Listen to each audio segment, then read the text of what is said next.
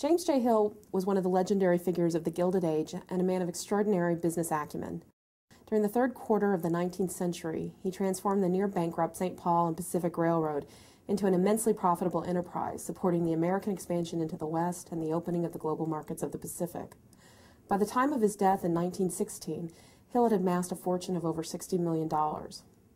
Although his railroad activities are well known, his family life and other business endeavors have received less attention. The Minnesota Historical Society opened Hill's massive stone house on Summit Avenue to visitors after it acquired the mansion in 1978.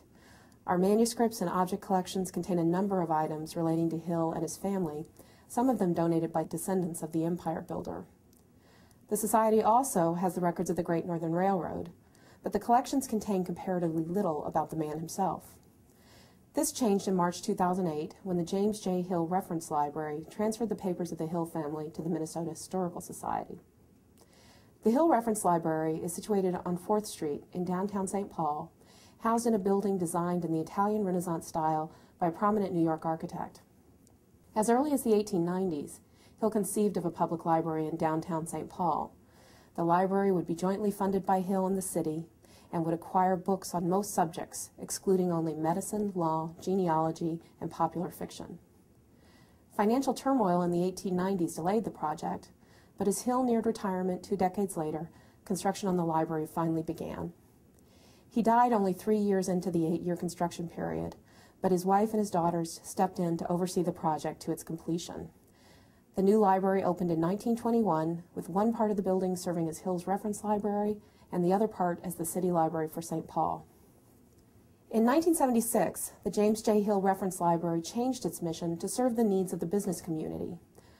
Over the years, the library had become the repository for the papers of various Hill family members, but these historical collections did not fit well with the business library's mission.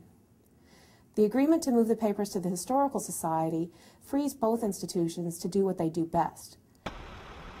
The transfer of the collection of family papers from the Reference Library to the Historical Society took place over March 17th and 18th, 2008. On a cold, rainy Monday morning, 4 moving trucks arrived at the back door of the library along Kellogg Boulevard. The trucks had only a half-mile drive between the 2 buildings, but the logistics of transporting nearly 1,400 cubic feet of records and maintaining their organization was a bigger challenge.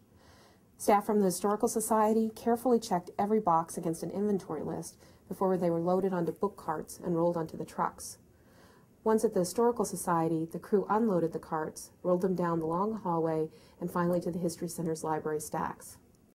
We surveyed nearly 2,500 boxes of materials, noting additions and corrections to the original inventory.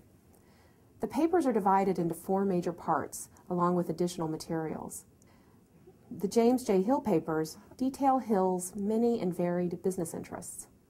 The Great Northern Railway Company is the subject of many of the papers, but the papers also include details on other activities, including politics, Native American relations, philanthropy, mining, finance, immigration, and settlement. The Louis Warren Hill papers document the activities of Hill's second oldest son, who served as president and later chairman of the Great Northern Railway. Louis's business interests range across many parts of the country. The papers of Louis's wife, Maud Van Cortlandt Taylor Hill, and their daughter Maudie provide a glimpse into the domestic side of the famous family. Among their papers are letters, photographs, diaries, scrapbooks, and correspondence. Finally, the Reed Hyde family papers contain personal and financial records relating to Samuel Reed, an engineer who worked on the Erie Canal in the 19th century. With generous support of the Northwest Area, Jerome, and Grotto Foundations, the Historical Society will create up-to-date finding aids and a website to help researchers make use of these extraordinary records. This work will take place over the next 2 years. In the meantime, limited access is available using existing finding aids in the reading room at the History Center in St. Paul.